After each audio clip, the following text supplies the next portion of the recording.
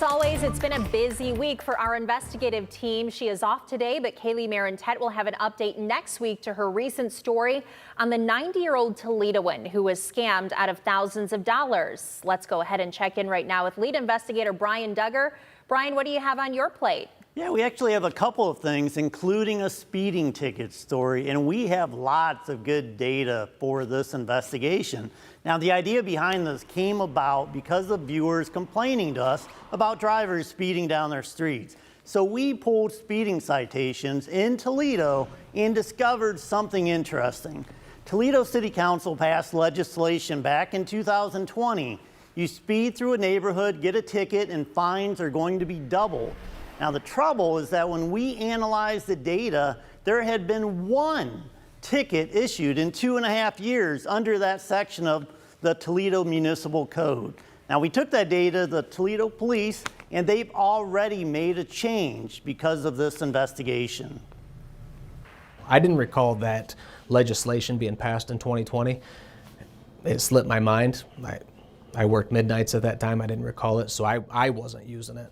And I should have been, and I will be going forward, as will the rest of the traffic section.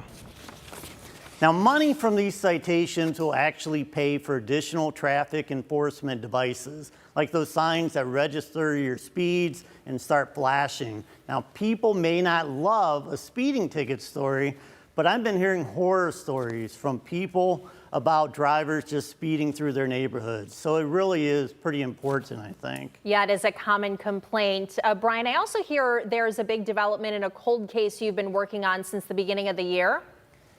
Yeah, and continue to look into the 1960 murder of Nancy Eagleson in Paulding. And you may remember this case. She was a 14-year-old girl. She was abducted and killed while walking home from the movies with her little sister. We had a 3-night investigation back in February.